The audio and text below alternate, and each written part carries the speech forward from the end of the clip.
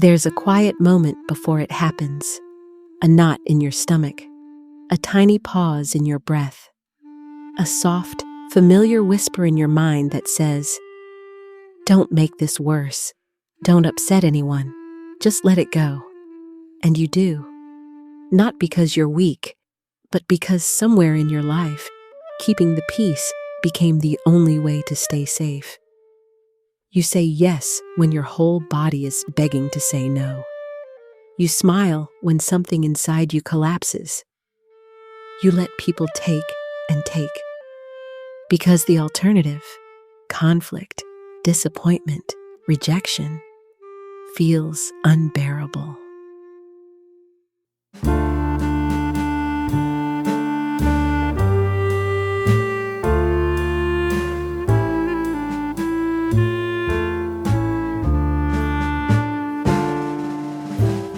Here's the paradox that shapes your entire emotional life. The very behavior that once protected you from harm is the same behavior that is now quietly breaking you from the inside. You were taught that harmony was survival. Now it feels like self-betrayal. You learned to predict everyone else's feelings. Now you can't even locate your own. You became the one who holds everything together. But no one notices the cost of what you lose when you do. And maybe this is the part that hurts the most. You are the peacekeeper in every room, except within yourself. So the question is not, why do you people please? The real question is, what happened that made abandoning yourself feel safer than being yourself? Let's talk about it. People think people-pleasing is kindness, but real psychologists know it's a trauma response wearing the disguise of generosity. A people-pleaser is not someone who loves making others happy. A people-pleaser is someone who fears what happens if they don't. It's not affection, it's anticipation. It's not warmth. It's self-erasure. Let's understand the deeper blueprint. 1. Parentification.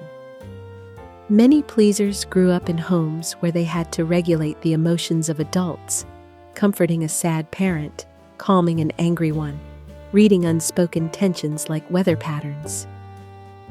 In parentification, the child becomes the emotional adult long before they ever had the chance to be a child.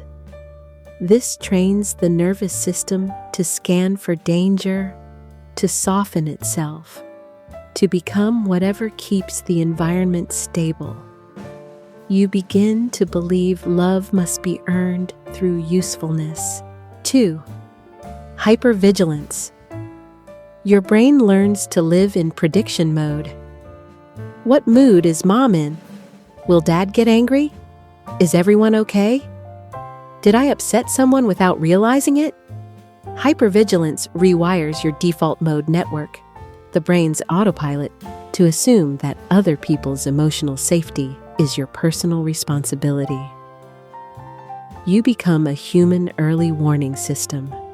You sense conflict before anyone else does. You apologize before anything goes wrong. You settle, soothe, shrink. 3. Emotional neglect schema. This is the belief that your needs are secondary, or worse, invisible. If you grew up with caregivers who didn't validate your feelings, your body learned the message. My emotions are a burden. My needs are negotiable. My job is to make others comfortable. And so you shape-shift. Your boundaries become blurry. Your preferences disappear. Your identity dissolves into whatever version of you causes the least disturbance. These patterns aren't random. They form your relational blueprint. You learn connection is conditional. Safety is earned. Self-worth is transactional. Love is something you keep by disappearing just enough. And over time, the nervous system adapts to self-sacrifice as if it's normal. But here's the truth no one sees. People pleasers don't just lose time or energy. They lose themselves. Every yes that goes against your truth is a small funeral, a quiet burial of your own needs, desires, and voice. And this is where the emotional cost becomes heavy, the invisible grief. There is a grief that has no ceremony, the grief of never being fully known. Because if you exist only as the version that makes others comfortable, whoever meets the real you? Carl Jung once wrote, "The most terrifying thing is to accept oneself completely." And for a people pleaser, this is the unspeakable fear. If you stop performing, will anyone stay? So you keep smiling, you keep softening, you keep peace externally even as internal wars rage. The core fear, abandonment. Not the fear of being alone, but the fear of being too much, too inconvenient, too emotional, too real. So you shrink, you overfunction, you apologize for existing. And these fears follow you into the most ordinary moments. Ordering food becomes stressful because you don't want to inconvenience someone.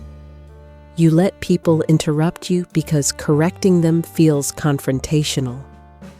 You stay in uncomfortable situations because leaving feels like betrayal. Everyday life becomes negotiation. Not with the world, but with the part of you that's exhausted from pretending. When a people pleaser grows up, they don't outgrow the pattern. They evolve it. In relationships, you might choose partners who take more than they give, feel guilty for having needs, stay silent to avoid fights, over-apologize for things that aren't your fault, feel responsible for your partner's emotions. You become the emotional caretaker, but rarely the one who receives care.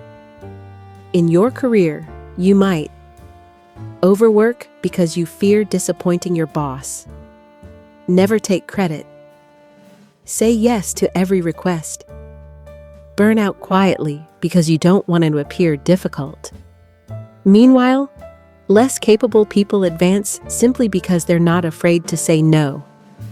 In your self-worth, you might only feel valuable when you're helping others. Feel uncomfortable receiving compliments. Struggle to identify what you actually want. Feel anxious when someone is unhappy, even if it has nothing to do with you.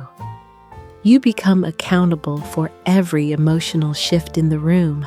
In boundaries, you might agree to plans you dread. Stay in friendships out of obligation.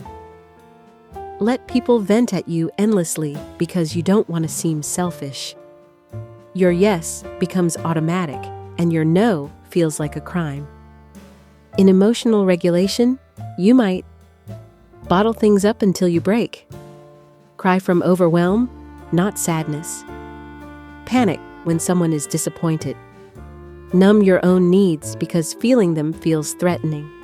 Your nervous system confuses peace with passivity. In internal identity, you might struggle to answer basic questions like, "What do you want?" Feel directionless when no one needs you. Lose your sense of self in relationships. You become a mirror, reflecting everyone but yourself. And here is the turning point. None of these behaviors are flaws. They are adaptations. Coping mechanisms you built to survive environments where your presence felt conditional. And unlearning doesn't begin with force. It begins with witnessing. Noticing the moment you shrink. Noticing the moment you apologize reflexively. Noticing the moment you give beyond your capacity. Awareness is the first boundary. Healing people-pleasing isn't about becoming loud, selfish, or confrontational. It's about becoming whole. It's about returning to the version of you that existed before fear taught you to disappear. Here's where the real work begins. 1. Inner child. Reparenting talk to the younger version of yourself who learned that their needs were dangerous. Give them what they never received: validation, protection, permission to exist fully. Tell them, you don't have to earn love, you are already worthy. 2. Shadow work. Explore the parts of you that feel ashamed to take up space. The anger you suppressed, the needs you buried, the voice you muted. Integration begins the moment you stop abandoning these parts. 3. Nervous system regulation. Your body learned to associate calm with compliance. Now, it must learn calm in authenticity. Breathwork, somatic therapy, grounding techniques, they teach your nervous system that no is not a threat, that boundaries are not violence, that honesty is not danger. 4. Choosing softness over survival mode. Softness is not weakness, it is the courage to be real. Softness says, I don't need to be perfect to be loved. I don't need to shrink to be safe. I can choose myself without abandoning others. A quote for your journey. Rilke wrote, "Perhaps everything terrible is in its deepest being something helpless that wants help from us."